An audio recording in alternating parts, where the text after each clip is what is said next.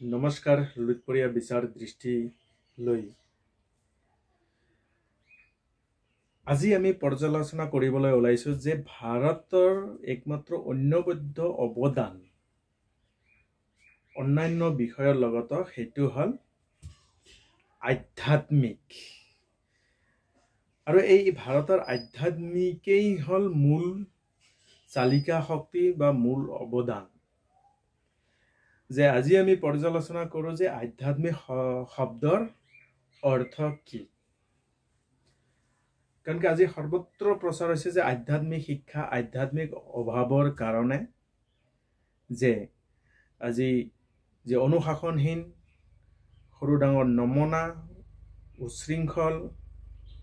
বিকৃতিবোৰ বা নিচাদাসক্ত অলাগতিয়াল কামত বা অসাংবিধানিক কামত জড়িত এই সকলোবোৰে মূলতে হল আধ্যাত্মিক শিক্ষা বা আধ্যাত্মিক শক্তি আৰু সেই আধ্যাত্মিক শব্দৰ যি অৰ্থ আছে সেই অৰ্থ আমি অলপ পৰ্যালোচনা কৰোঁ যে এই যে আধ্যাত্মিক শব্দ হল আধ্যাত্মিক শব্দৰ যদি আমি সন্ধি বিচ্ছেদ যদি কৰোঁ তেতিয়াহলে দেখা পোৱা যায় যে অধি যোগ আত্মা যোগ ইক সমান সমান আধ্যাত্মিক যে অধি হল উপসৰ্গ আত্মা হল মূল শব্দ আৰু ইক হল প্ৰত্যয় তেতিয়া আমি অধি উপসৰ্গ কি যে এতিয়া অধি উপসৰ্গ হল যে ওপৰ বা অধিক মানে বেছি ওপৰৰ একদম টপ লেভেল পৰম শিখৰ তাৰ ওপৰত আৰু নাই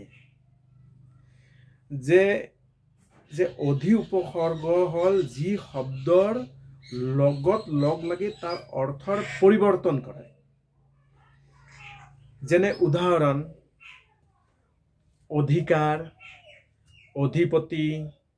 অধিনায়ক ইত্যাদি ইত্যাদি তাৰ পিছত হল আত্মা আত্মা হল মূল শব্দ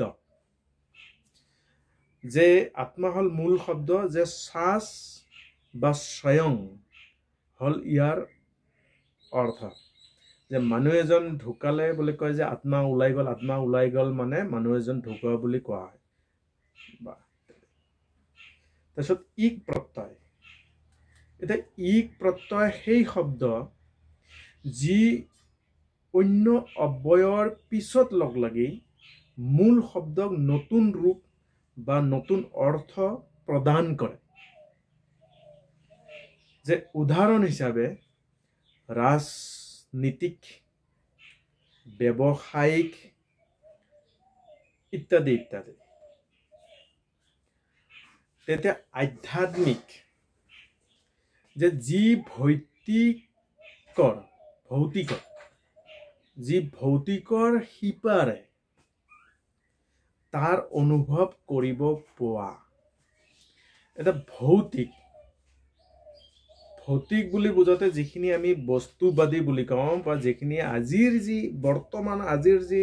আধুনিক যি বিজ্ঞানীসকলে যিটো দেখি পোৱা বস্তু বা প্ৰমাণ কৰি পোৱা বস্তুকেহে মানে বা অন্য এটা বেলেগ বস্তু বা প্ৰমাণ কৰিব নোপোৱা যিটো বস্তু আছে সেইটো আজিলৈকে নেমানে বা স্বীকাৰ নিদিয়ে তো সেইখিনি ভৌতিকতা যিখিনি দেখা পোৱা যায় বস্তুবাদী ভোগ বিলাসৰ যিখিনি বস্তু ভোগ বিলাসৰ বা আমোদ প্ৰমোদৰ বা সুখৰ যিখিনি বস্তু সেই ভৌতিকৰ সিপাৰে এতিয়া ভৌতিকৰ সিপাৰে যে আমি একো নাই সেইখিনি ক'লে আমাৰ ভুল হ'ব যে কাৰণ কি বিজ্ঞানে আজিৰ যি বিজ্ঞান আছে গোটেইখিনি বস্তু এতিয়ালৈকে প্ৰমাণ কৰি পোৱা নাই বা প্ৰমাণ কৰিব পৰা নাই আজিলৈকে বহুতখিনি বস্তু আছে যে এনেকুৱা ধৰা উদাহৰণ হিচাপে ভৌতিক বা আজি বিজ্ঞানে সেইখিনি বস্তু মানে ধৰা বেৰ এখন আছে ঘৰৰ বেৰৰ আগৰখিনিহে দেখা পোৱা যায় যে কি বস্তু আছে তাত আচবাব বা ইত্যাদি ইত্যাদি যি বস্তু আছে কিন্তু যদি আমি কওঁ যে সেই বেৰখনৰ সিপাৰে আৰু কোনো বস্তু নাই বা বেলেগৰ ঘৰ নাই বা গছ গছনি নাই বা একো বস্তু নাই যদি আমি কওঁ সেইটো সম্পূৰ্ণ নহয়, সেইটো আধৰুৱা বা অসম্পূৰ্ণ কথা যে সিপাৰেও বস্তু আছে, কিন্তু সেইটোক আমি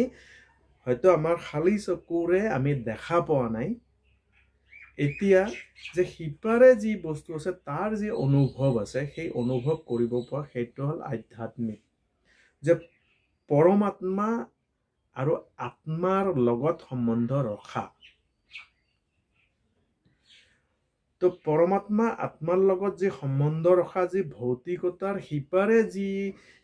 বস্তু আছে বা যি বিষয় আছে সেই বিষয়ে অনুভৱ কৰিব পৰা, যে যি শিক্ষা বা যিটো মাধ্যম বা যিটো ৰাস্তা আছে বা যি ব্যৱস্থা আছে, সেই ব্যৱস্থা বা এই প্ৰক্ৰিয়াটোক যিটো এটা আত্মা পৰমাত্মাৰ লগত যিটো আমাৰ ভাৰতৰ অন্যতম এক অৱদান, যে আমাৰ ঋষি মুনি বহুত মনীষী বিদ্বানসকলে কৈ যোৱা কথা, যিখিনি বিষয়বস্তু প্ৰাপ্তিৰ কাৰণে যিটো মাধ্যম আছে সেই মাধ্যমটোক আধ্যাত্মিক বুলি কোৱা হয়। যে আত্মাৰ পৰমাত্মাৰ লগত যি আমাৰ সম্বন্ধ ৰখা, তো সেইখিনি বস্তু যে আমি আধ্যাত্মিক শব্দৰ অৰ্থ যে আজি ইমানখিনি আমি পৰ্যালোচনা কৰিলোঁ শব্দৰ অৰ্থৰ ওপৰত, কাৰণ অৰ্থ হ'ল মূল, কাৰণ অৰ্থ নাজানি কাম কৰিব গ'লে তাত সেইটো অনৰ্থক হয় বা সেইটো ঠিকমতে কাৰ্যকাৰী নহয় বা সেইটো ভুলমতে পৰিচালনা বা সেইটো ভুল ধৰণে আমি চলিব লগা হয় বা সেইটো সমাজতো এটা ভাল ফল পোৱা নাযায় যদি শব্দৰ অৰ্থ যদি ভুল হয় বা সঠিক অৰ্থমতে যদি আমি আগ নাবাঢ়ো। ইমানেই। নমস্কাৰ। ভাৰত মাতা কি জয়।